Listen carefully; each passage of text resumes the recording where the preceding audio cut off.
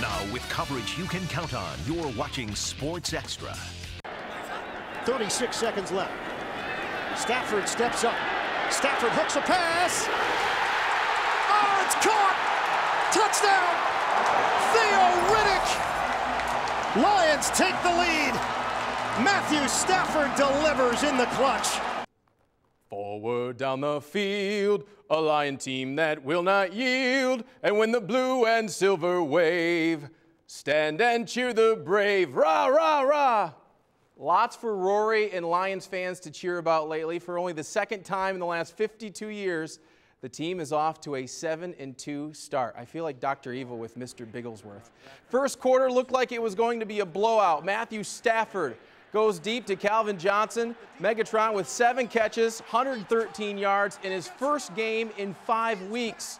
Lions defense only allowed 222 yards, plus they forced 2 turnovers, including this big interception by James Ahedebo. It wouldn't lead to any points, though, because Matthew Stafford would throw a pick on the very next play. So that's still an issue. Plus, Detroit still can't solve the kicking problem. Matt Prater's field goal attempt is blocked. Lions have missed 11 field goals this season, and that's almost 4 points per game that they're missing out on. Nice hustle by Kellen Davis to stop the touchdown. The Dolphins would later score to take the lead, but with 30 seconds left, Stafford leads a fourth quarter comeback for the 3rd game in a row. Theo Riddick with the game-winning catch. It wasn't pretty, but the Lions remain in first place in the division, and they're now 7-2. It's a good feeling as a quarterback to have the ball in your hands at the end of the game. Everybody looking to you to make a play, and you're not going to win the game every time. But we've been, very successful this year as a team, as an offense in those situations. And Roary and the Lions' next opponent is the 8-1 Arizona Cardinals, who may have lost their starting quarterback for the rest of the season. The team fears Carson Palmer tore his ACL on this play against the Rams today. And if that's the case, former Lion and MSU Spartan Drew Stanton will make the start next week against his old team. Stanton played his first 4 seasons in Detroit, and he made 4 starts for the Lions. Well, last season, the Red Wings were 5-9 in shootouts, and this season, they've already dropped their first 2 shootouts. That's heading into tonight's contest against the Tampa Bay Lightning. Second period, Wings down 2 on a power play. Darren Helm unleashes the fury and scores his first goal of the season. No Pavel Datsyuk, he's out with an injury, but maybe he's wearing Gustav Nyquist's jersey, because that is a sweet Datsyukian-type goal, his 8th of the season. That is Nyquist. We confirmed it. Game would go to a shootout. Ryan Callahan beats Jimmy Howard with a nice move, so it's up to Darren Helm to try and force another round. And Helm is denied. So the Lightning win, and the Wings now 0 for 3 in shootouts this season. In the OHL, Nick Moutry scored in overtime to give the Saginaw Spirit a 5-4 road win over Kitchener. Goalie Jake Patterson gets the dub, and he's now the franchise's all-time leader in victories. And Flint's junior hockey team, the Michigan Warriors, they fall at Johnstown 3-1.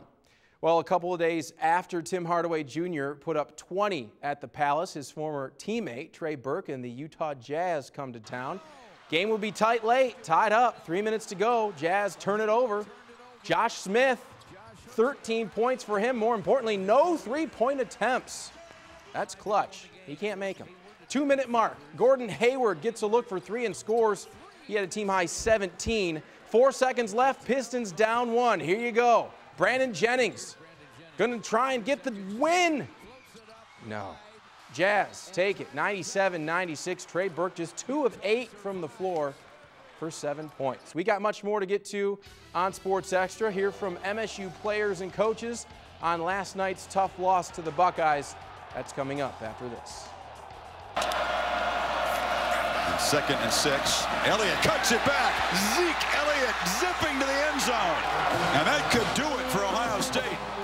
The Spartans' shot at a national championship is over with, and another Big Ten title likely will not happen.